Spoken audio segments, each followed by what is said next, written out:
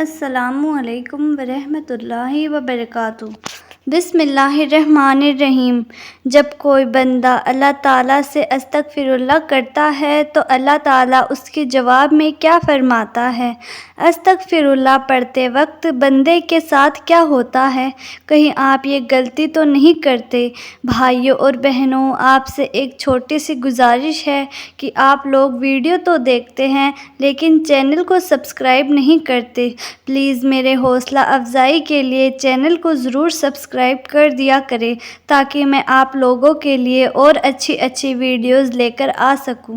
حضرت محمد صلی اللہ تعالیٰ علیہ وسلم نے فرمایا، خدا کی قسم دن میں 70 سے زیادہ مرتبہ اللہ سے استغفار کرتا ہوں اور اس کی بارگاہ میں توبہ کرتا ہوں۔ بہت سارے لوگوں کی زبان پر استغفر اللہ کے الفاظ ہوا کرتے ہیں۔ کوئی غلط بات ہوئی تو انہوں نے استغفر اللہ پڑھا تو لوگ استغفر اللہ کہنے کے عادی ہو جاتے ہیں۔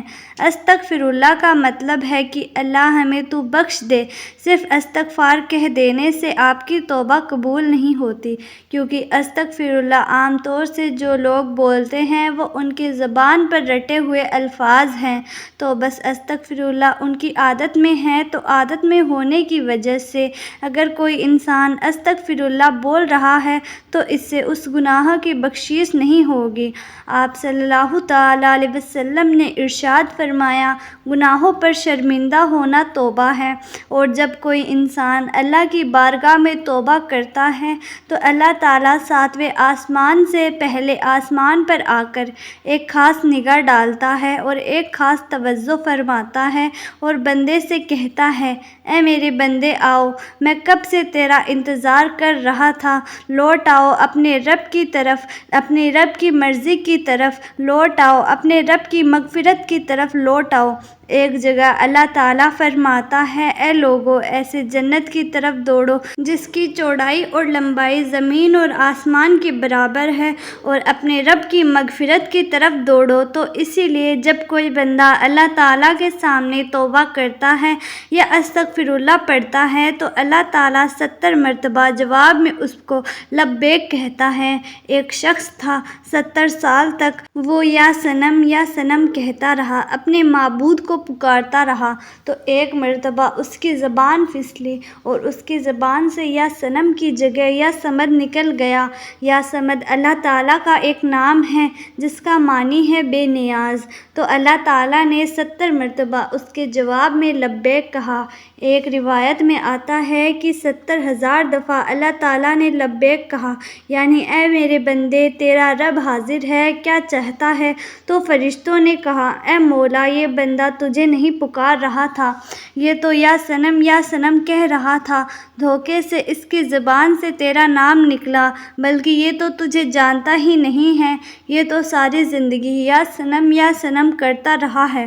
تو اللہ تعالیٰ نے فرمایا کہ اے فرشتوں، خاموش ہو جاؤ، اور فرمایا کہ مجھے معلوم ہے کہ یہ مجھے نہیں پکار رہا، لیکن دھوکے سے ہی صحیح، لیکن اس نے اپنے معبود حقیقی کو پکارا، تو اگر میں نے بھی اس کے سوال پر اس کو جواب نہ دیا تو پھر مجھ میں اور ان میں کیا فرق رہے گا جس کو یہ 70 سال سے پکار رہا تھا۔ کوئی بندہ دھوکے سے بھی رب کو پکارتا ہے تو اللہ تعالیٰ اس کے لیے ثواب بھی لکھتا ہے اور اس کی طرف متوجہ بھی ہوتا ہے۔ تو اگر ایسے ہی کسی انسان کی زبان پر استغفر اللہ جیسے الفاظ رہتے ہیں تو یہ بے زیادہ نہیں ہے، بالکل بہت اچھی چیز ہے۔ یہ اگر انسان سے اس نیت سے استغفر اللہ پڑھا ہے، اس نے جو گناہ کیے ہیں ان کی معافی مل جائے تو اس کے تمام گناہوں کو اللہ تعالیٰ معاف فرما دے گا۔ جو استغفار کو لازم کر لے، اللہ پاک اس کے تمام مشکلوں میں آسانی، ہر غم میں آزادی اور وہاں سے روزی دے گا جہاں سے اس نے گمان بھی نہ کیا ہوگا۔ استغفار سے دلوں کا زنگ دور ہوتا ہے۔ جب بندہ اپنے رب سے اپنے گناہوں کی توبہ کرتا ہے تو اللہ کریم لکھنے والے فرشتوں کو اس کے گناہ بھلا دیتا ہے، اسی طرح اس کے اعضاء یعنی ہاتھ پاؤں کو بھی بھلا دیتا ہے اور زمین سے اس کے نشان بھی مٹا ڈالتا ہے، یہاں تک کہ قیامت کے دن جب وہ اللہ پاک سے ملے گا تو اللہ پاک کی طرف سے اس کے گناہوں پر کوئی گواہ نہ ہوگا۔ ہوگا۔ حضرت سیدنا حسن بصری رحمۃ اللہ علیہ کے پاس ایک شخص آیا اور اس نے خشک سالی کی شکایت کی۔ آپ رحمۃ اللہ علیہ نے اسے استغفار کرنے کا حکم دیا۔ دوسرا شخص آیا، اس نے تنگستی کی شکایت کی تو اسے بھی یہی حکم فرمایا۔ پھر تیسرا شخص آیا، اس نے اولاد نہ ہونے کی شکایت کی تو اسے بھی یہی فرمایا۔ پھر چوتھا شخص آیا، اس نے اپنے زمین کی پیداوار کم ہونے کی شکایت کی تو اس سے بھی یہی فرمایا۔ حضرت ربیع بن صحبی رحمۃ اللہ علیہ وہاں حاضر تھے۔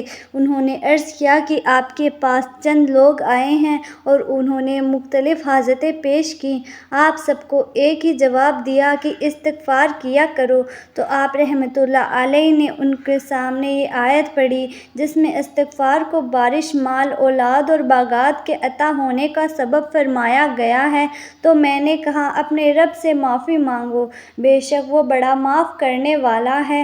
تم پر مسلح دھار بارش بھیجے گا اور مال اور بیٹوں سے تمہاری مدد کرے گا اور تمہارے لیے باغ بنا دے گا اور تمہارے لیے نہریں بنائے گا۔ کسی گناہ کو اللہ تعالیٰ کی نافرمانی جان کر اس کے کرنے پر شرمندہ ہوتے ہوئے رب سے معافی مانگو اور آئندہ کے لیے اس گناہ سے بچنے کا پکا ارادہ کرو اور اس گناہ کی تلافی کے لیے کوشش کریں۔ مثلاً نماز قضا کی تھی تو اب ادا بھی کریں، چوری کی تھی یا رشوت لی تھی تو بعد توبہ یہ مال اصل مالک یا اس کے ورثہ کو واپس کریں یا معاف کروا لیں، اور اگر اصل مالک یا ورثہ نہ ملے تو ان کی طرف سے راہ خدا میں اس نیت سے صدقہ کر دیں کہ وہ لوگ جب ملے تو صدقہ کرنے پر راضی نہ ہو تو انہیں واپس کر دوں گی۔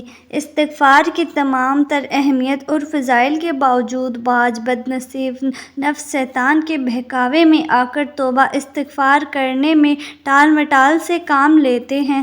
توبہ کا موقع ملنا بھی بہت بڑی سعادت کی بات ہے۔ بہت سے لوگوں کو موقع بھی نہیں ملتا اور وہ بغیر توبہ کیے اس دار فانی سے چلے جاتے ہیں۔